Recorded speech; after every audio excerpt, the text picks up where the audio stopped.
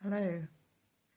In case you're watching this and you don't know me, my name is Hannah and I am the rector of Desbrook, Braybrook, Brampton Ash and Dingley. If you've been watching our thoughts for the day for the last few weeks, you'll know that we've been concentrating particularly at St Giles on the practice of prayer as we continue looking at practicing the way of Jesus. And we've looked at different ways of praying. We've looked at talking to God. We've looked at talking with God. We've talked about listening to God, and we've talked about being with God. And alongside each of those, we've come up with some suggested ways in which you can learn how to do that. As part of this, I met with all of the leaders who lead Practicing the Way groups last week, and the first thing I asked them to do was just to share one good news story from their group, and it was absolutely wonderful to hear some of the good news stories that some of them shared about how people's prayer lives have been changing and becoming more exciting and more accessible. People recognising that they can actually hear the voice of God, and it's not as hard as they thought. It's just been wonderful to hear. I've been encouraging them to encourage you, certainly those of you in Practicing the Way groups, just to tell your story of how these last weeks, as we've been looking at prayer together, have changed the way you pray. And so I thought it would be good for me to share as well. So the four practices, the four ways of praying that we've been looking at have been part of my prayer life for quite a long time, but kind of looking at them again and afresh has just given me a new momentum, if you like, and a reminder to bring the different kinds of prayer into my prayer life. So, for example, this week I've had a particularly difficult week.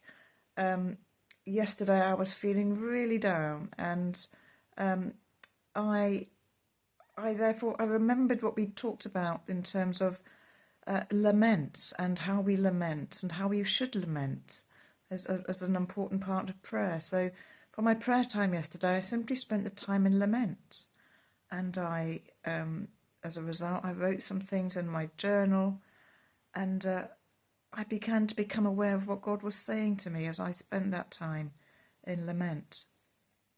I've also started introducing a new practice into my prayer life, and I now try to stop in the middle of the day to pray, as well as having a much longer time to pray every morning, which has been a part of my practice for many years. But I'm now also trying to do that just for 10 minutes or so in the middle of the day, and it's been a wonderful way just to re-engage with God.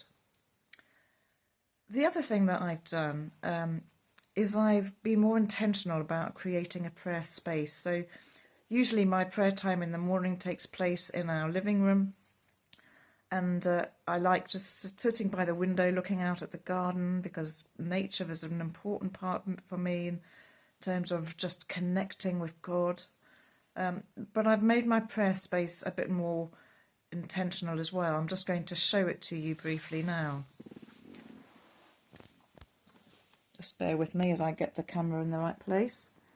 So you'll see I've got a candle, which I always light at the beginning of my prayer time, just as a way of, if you like, setting it apart, as this is time just for me and God. I've got a little cross here with it's actually the Saint can't say the word, Saint Damiano cross, and more about that another time. But it was given to me by somebody from St Giles, and I'm finding it really helpful just to have that just there. I've got my journal, and I just keep that here because I'm beginning to find more and more that it's useful sometimes just to journal something that comes out of me in my prayer time. And the other thing I've got is my holding cross, which I use and I just hold as I pray every day, just again to keep me focused particularly when I try to do the being with God kind of prayer, which for those of you who've tried that will remember is about simply just sitting and acknowledging that we're in the presence of God. And having something to hold helps me to keep my attention focused. So that's my testimony as to some of the things that have changed for me. And I just want to say my prayer life has just become more exciting, you know. And I really hope that's the case for you.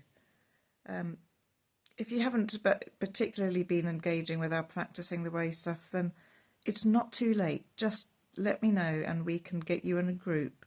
And that's for everybody in the benefice. It's not just for those from St Giles. So we'd love to welcome you to join a group as you explore more what it means to be a disciple of Jesus.